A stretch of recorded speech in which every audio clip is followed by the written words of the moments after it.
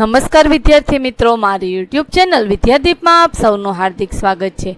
મિત્રો, આજના વિડીયોની અંદર આપણે ધોરણ 7 વિષય છે ગુજરાતી, તેમાં પહેલા સેમેસ્ટરમાં ગલા સ્વાધ્યાય પોથીમાં પાઠ 3 આ પાઠનું નામ છે અમારી કામધેનુ। આ પાઠના ગલા સ્વાધ્યાય પોથીના પ્રશ્નો અને તેમના જવાબોનું સંપૂર્ણ સોલ્યુશન આજે આપણે આ વિડીયોની અંદર મેળવીશું। વિદ્યાર્થી મિત્રો, જો તમે મારી ચેનલમાં નવા હોય તો મારી ચેનલને જરૂરથી સબસ્ક્રાઈબ કરો, વિડીયો લાઇક કરો, શેર કરો અને બેલ નોટિફિકેશન આઇકોન ઓન કરો, જેથી આગળના દરેક નવા વિડીયોની નોટિફિકેશન તમારા મોબાઈલની સ્ક્રીન પર મળી શકે। તો ચાલો વિદ્યાર્થી મિત્રો શરૂ કરીએ। ધોરણ 7 વિષય છે ગુજરાતી, તેમાં ગલા સ્વાધ્યાય પોથીમાં પાઠ 3 આ પાઠનું નામ છે અમારી કામધેનુ। પહેલો પ્રશ્ન, નીચેના દરેક પ્રશ્નના ઉત્તર માટે આપેલા વિકલ્પોમાંથી સાચો વિકલ્પ શોધીને તેનો ક્રમ અક્ષર પ્રશ્નની સામે આપેલા બોક્સમાં લખો। પહેલો પ્રશ્ન, લેખકની ગાય ટંકે કેટલું દૂધ આપતી હતી? તો જવાબમાં આવશે ઓપ્શન સી, 8 શેર। બીજો પ્રશ્ન, લેખકની ગાયનું નામ શું હતું? જવાબમાં આવશે ઓપ્શન બી, બોડી। ત્રીજો પ્રશ્ન, લેખકની ગાય સ્વભાવે કેવી હતી? ગરીબડી। ચોથો પ્રશ્ન, તેના જવાબમાં આવશે ઓપ્શન એ, ઘૂઘરી। પાંચમામાં ઓપ્શન ડી, સવા વર્ષનો। છઠ્ઠામાં ઓપ્શન એ, રમલી ગાય। સાતમામાં ઓપ્શન સી, 25। આઠમામાં ઓપ્શન ડી, બોડી પીપળાનું। નવમામાં ઓપ્શન બી, ચંદ્રકાંત પંડ્યા। પ્રશ્ન નંબર 2, કૌંસમાંથી યોગ્ય શબ્દ પસંદ કરી ખાલી જગ્યા પૂરો। પહેલી ખાલી જગ્યામાં કાઠિયાવાડી, બીજામાં શેડકઠું, ત્રીજામાં ચોખાઈ, ચોથામાં ઠાઠડી અને પાંચમામાં બોડી ગાય। ત્રીજો પ્રશ્ન, નીચેના પ્રશ્નોના ઉત્તર એક એક વાક્યોમાં લખો। તેમાં પહેલો પ્રશ્ન, લેખકની ગાયનું નામ બોડી સાથે પડ્યું હતું? લેખકની ગાયને શિંગડા ન હોવાથી ઘરમાં સૌએ તેનું નામ બોડી પાડ્યું હતું। બીજો પ્રશ્ન, બોડી ગાય દેખાવે કેવી હતી? બોડી ગાય ઘણી ઊંચી ઓલાદની, કદમાં નાની અને દેખાવે સુંદર હતી। ત્રીજો પ્રશ્ન, પારકી વ્યક્તિ દોહવા જાય ત્યારે બોડી ગાય શું કરતી? જવાબ, પારકી વ્યક્તિ દોહવા જાય ત્યારે બોડી ગાય પોતાનો પગ ઊંચો કરીને દૂર ખસી જાય। ચોથો પ્રશ્ન, બોડી ગાય ગોવાળામાં જાય ત્યારે શ્રદ્ધાળુઓ લોકો શું કરે? બોડી ગાય ગોવાળામાં જાય ત્યારે શ્રદ્ધાળુ લોકો તેના માથે હાથ મૂકી આશકા લે છે। પાંચમો પ્રશ્ન, બોડી ગાયની પૌત્રીનું નામ શું છે? બોડી ગાયની પૌત્રીનું નામ રમલી ગાય છે। છઠ્ઠો પ્રશ્ન, એક દિવસ લેખકના ઘરે આવેલા ચોર કેમ નાસી ગયા હતા? એક દિવસ લેખકના ઘરે ચોર આવ્યા ત્યારે બોડી ગાય બરાડા પાડીને ફળિયાના સૌને જગાડ્યા હતા, જેથી ચોર નાસી ગયા હતા।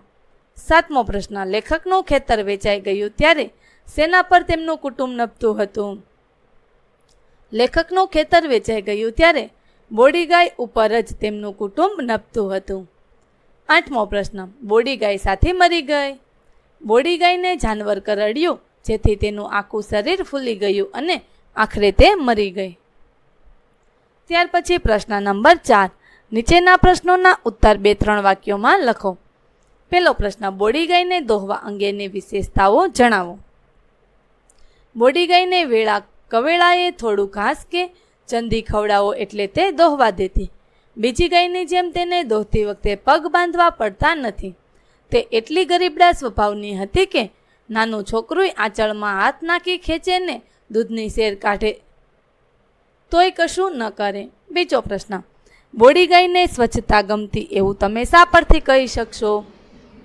બોડી ગાય પોતાના પીઠ, પગ વગેરેને જીભથી ચાટીને ચોખ્ખા રાખે છે। તે ગમે ત્યાં ગંદી જગ્યાએ બેસતી નથી। તે કદીએ ગંદુ ખાતી નથી। તે પોતાના વાછરડાને પણ ચાટી ચાટીને ચોખ્ખા રાખે છે। આ પરથી કહી શકાય કે બોડી ગાયને સ્વચ્છતા ગમે છે। ત્રીજો પ્રશ્ન, બોડી ગાયના મૃત્યુ પછી લેખકના બાએ શું કર્યું? બોડી ગાયના મૃત્યુ પછી લેખકના બા તેમની સગી દીકરી મરી ગઈ હોય તેમ રડ્યા। તેમનાથી તે દિવસે ખાઈ શકાયું નહીં। તેમણે બોડી ગાયને ચાલ્લો કર્યો, ફૂલ ચોખા ચડાવી ભીની આંખે પ્રણામ કર્યા। પછી લેખકના બાપુની જૂની વાડીમાં જ એક પીપળા નીચે જ ખાડો ખોદાવી દટાવી। ત્યાર પછી પ્રશ્ન નંબર 5, નીચેના પ્રશ્નોના ઉત્તર 4-5 વાક્યોમાં લખો। પહેલો પ્રશ્ન, ઘરના બધા ગાયની શી સંભાળ રાખતા?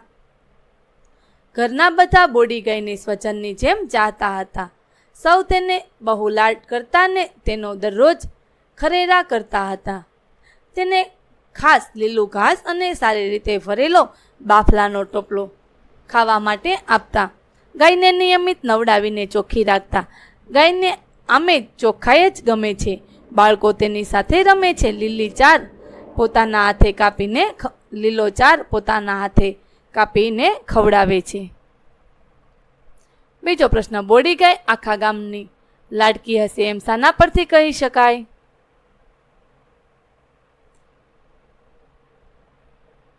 આ પ્રશ્નનો જવાબ તમારે આ પ્રમાણે લખવાનો રહેશે.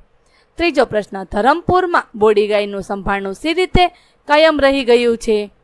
ધરમપુર ગામમાં લેખકના બાપુની જૂની વાડીમાં એક પીપળા નીચે ખાડો ખોદાવીને જ્યાં બોડી ગાયને દાટવામાં આવી હતી એ પીપળો બોડી પીપળો તરીકે ઓળખાય છે.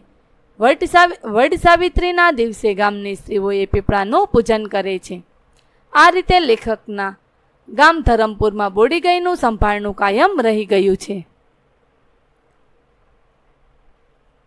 ત્યાર પછી પ્રશ્ન નંબર 6 અને 7 છે જે તમારે જાતે કરવાનો રહેશે. પ્રશ્ન નંબર 8, અ, બ અને ક માંથી વાક્યના અંશ લઈ અર્થસભર વાક્ય બનાવો. તો ચાલો જોઈએ. બોડી ગાય કુટુંબની કામધેનુ હતી. આ પ્રમાણે તો આપણે વાક્ય બનાવીએ તો કે બોડી ગાય કુટુંબની કામધેનુ હતી. તેવી જ રીતે બોડીનું છાણ સારા નરસા પ્રસંગે લઈ જતા. તેવી જ રીતે ત્રીજું વાક્ય બનાવ્યું છે, પીપળો આજે બોડી પીપળો કહેવાય છે. ચોથું વાક્ય, ખરી પરીક્ષા સમયે બોડી અમારા લોકોનો સહારો. પાંચમું વાક્ય, આખું શરીર ફૂલી ગયું ને આખરે તે મરી ગઈ. નવમો પ્રશ્ન, કૌંસમાંથી યોગ્ય શબ્દ પસંદ કરી ફકરો પૂર્ણ કરો. તો ચાલો જોઈએ ફકરો. બોડી ગાય ગરીબડા સ્વભાવની હતી. તેનું ગાઢું દૂધ અમે પીતા. શ્રદ્ધાળુ લોકો સારા નરસા પ્રસંગે બોડીનું છાણ લેવા આવતા. એકવાર બોડીને જાનવર કરડ્યું. બાઈએ કેટલાય ઉપાયો કર્યા. ત્યાર પછી 10મો પ્રશ્ન, પાઠના આધારે સાચા વિકલ્પ સામે ખરું કરો. પેલું વાક્ય, બોડી ગાયને લાગુ પડતું નથી, પારકાને પણ દોહવા દે. બીજું વાક્ય, બોડીનો વંશવેલો બહુ મોટો કારણ કે બોડી દર 1.25 વર્ષે વિયાતી હતી. ત્રીજું વાક્ય, વાડીનો પીપળો બોડી પીપળો તરીકે ઓળખાયો કારણ કે બોડીને પીપળા નીચે દાટી હતી. ત્યાર પછી 11મો પ્રશ્ન, ગઈકાલની જગ્યાએ આવતીકાલે લખી નીચેનો ફકરો યોગ્ય ફેરફાર કરી ફરીથી લખો. વિદ્યાર્થી મિત્રો, અહીં ગઈકાલે છે તેમની જગ્યાએ આવતીકાલ લખી અને યોગ્ય ફેરફાર કરી ફકરો મેં ફરીથી લખ્યો છે જે તમારે આ પ્રમાણે લખવો. 12મો પ્રશ્ન, વિકલ્પમાંથી શબ્દનો અર્થ ધારો અને બોક્સ કરો. આ શબ્દવાળું વાક્ય પાઠનામાંથી શોધીને લખો. શેર, તો તેનો અર્થ ધરાવતો શબ્દ ધાર. વાક્ય, નાનું છોકરું આંચળમાં હાથ નાખી ખેંચે ને દૂધની શેર કાઢે તોય કશું ન કરે. લાયણી, વેચાણ. વાક્ય, એના દૂધની લાયણીના મહિને 25 રૂપિયા આવતા. પેટીયું, ગુજરાન. નાનો ભાઈ અને નાની બહેન એટલા જ ઘરમાં એટલે અમારું પેટીયું નીકળતું. ત્યાર પછી પ્રશ્ન નંબર 13 છે, આપેલી જાહેરાતને આધારે પૂછેલા પ્રશ્નોના ઉત્તર લખો. વિદ્યાર્થી મિત્રો, અહીં આપણને એક જાહેરાત આપેલી છે જેનું નામ છે મેઘધનુષ્ય ડેરી પાર્લર. પ્રો સુભાષભાઈ દૂધવાળા, છેલ્લા 2.5 દાયકાથી આપને અવિરત સેવામાં. અહીં અમારા આકર્ષક અમુક ટકા જે સૂચનાઓ લખી છે કે માવા સિવાયની બધી જ વાનગી મળશે, કે હોલસેલની ખરીદી કરનારને 2%, વાર્ષિક સભ્યને દરેક ખરીદી પર 1% વળતર. આ પ્રમાણે પ્રાપ્તિ સ્થાન અહીં આપેલું છે. તો આ જાહેરાતના આધારે નીચેના પ્રશ્નોના જવાબ આપણે આ જાહેરાતમાંથી શોધીને લખવાના છે. તો ચાલો જોઈએ. અહીં નોંધ પણ આપેલી છે અને દર અમાસે રજા રહેશે. તો ચાલો પ્રશ્નોના જવાબ જોઈએ. તમારે માવો લેવો હોય તો કોનો સંપર્ક કરશો? અમારે માવો લેવો હોય તો સુભાષભાઈ દૂધવાળાનો સંપર્ક કરવાથી તેઓ સુભાષભાઈ માવાવાળા પાસેથી માવો મંગાવી આપશે. બીજો પ્રશ્ન, મેઘધનુષ ડેરી પાર્લર કેટલા વર્ષથી કાર્યરત છે? મેઘધનુષ્ય ડેરી પાર્લર છેલ્લા 25 વર્ષ એટલે કે અઢી દાયકાથી કાર્યરત છે. ત્રીજો પ્રશ્ન, મેઘધનુષ્ય ડેરી પાર્લર મહિનામાં કેટલા દિવસ બંધ રહેશે? મેઘધનુષ્ય ડેરી પાર્લર મહિનામાં એક જ દિવસ એટલે કે અમાસના દિવસે બંધ રહેશે. ચોથો પ્રશ્ન, આ ડેરીમાં કઈ કઈ વસ્તુઓ મળતી હશે? આ ડેરીમાં દૂધમાંથી બનતી તમામ માવા સિવાયની તાજી વાનગીઓ મળતી હશે. પાંચમો પ્રશ્ન, મેઘધનુષ્ય ડેરી ક્યાં આવેલી છે? મેઘધનુષ્ય ડેરી નવા નરોડા અમદાવાદ ખાતે ઓમેનિયમ કોમ્પ્લેક્સમાં આવે છે. છઠ્ઠો પ્રશ્ન, ડેરીમાં વિશેષ વળતર ક્યારે આપવામાં આવે છે? ડેરીમાં વિશેષ વળતર ધાર્મિક પ્રસંગે આપવામાં આવે છે. ત્યાર પછી પ્રશ્ન નંબર 14, લીટી દોરેલ શબ્દ સમૂહની જગ્યાએ એક શબ્દ મૂકી વાક્ય લખો. પેલું વાક્ય છે તેમાં લીટી કરેલ શબ્દ છે તાજું ફીણવાળું, તેની જગ્યાએ આપણે એક શબ્દ મૂકવાનો છે. તો ચાલો જોઈએ. મને શેડ કઢું દૂધ ખૂબ ભાવે છે. ત્યાર પછી બીજું વાક્ય, મારા મિત્રને ઘેર કામધેનું છે. ત્રીજું વાક્ય, રામજીભાઈ એમની ભેંસને દરરોજ ખરેરો કરે છે.